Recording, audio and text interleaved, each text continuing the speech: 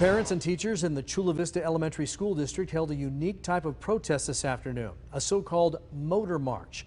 Fox 5's Andrew Nomura has their message to the district.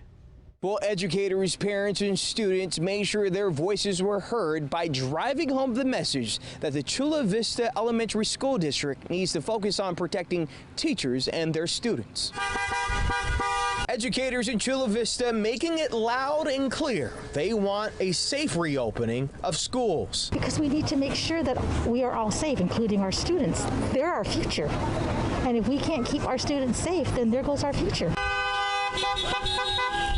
This motorcade put on by the Chula Vista educators is made up of 1,400 professionals who want the Chula Vista Elementary School District to come up with a comprehensive safety plan for in-person classes.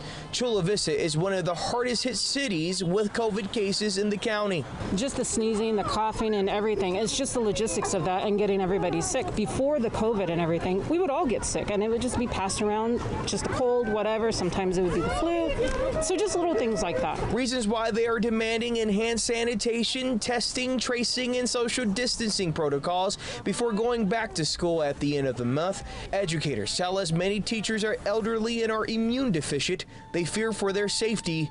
If demands are not met, they won't be backing down. If we do not have an MOU, a memorandum of understanding, before August 31st, then teachers aren't able to go back if we don't have a plan yet. Now the school district will reopen with distance learning on August 31st. We reached out to the Chula Vista Elementary School District. They sent us a lengthy statement, but just to sum it up, they say that they understand the concerns that teachers have in regards to COVID-19. They say that the wellness and health of their staff and students is paramount, and in terms of reopening, well, they will be following county and state health guidelines. For now, we're here in Chula Vista. I'm Andrew Nomura, Fox 5 News.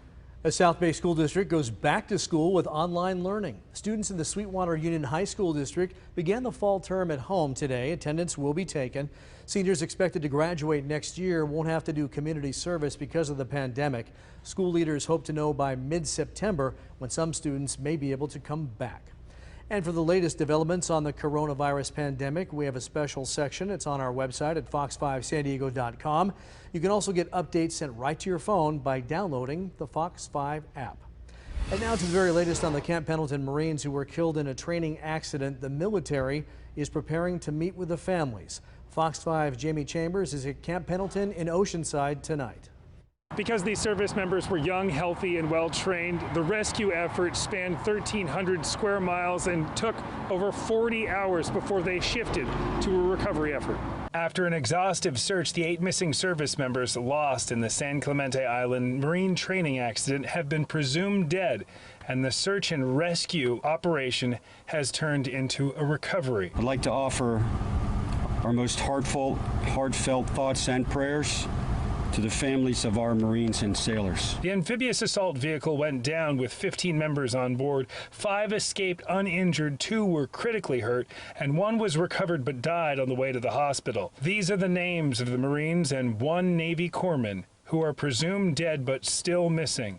Marine General David Berger says the reason the AAV started taking on water will be discovered, but until then, I've directed an immediate suspension of amphibious assault vehicle water operations until the causal factors of this mishap are better understood. GoFundMe pages have been set up for some of the identified service members, and military supporters and friends have been giving tens of thousands of dollars to family members who have lost loved ones. All the victims were between the ages of 19 and 23. Even if it is the smallest thing, it goes very far. The USO is also preparing to do their part in taking care of incoming family members suffering through the loss. As a military spouse of 21 years, you can't even say that you understand.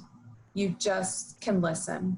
Other Marines did see that AAV start to sink, so they do have a pretty good idea of where it is. They will move into the technical recovery efforts now. So far, no funerals have been scheduled.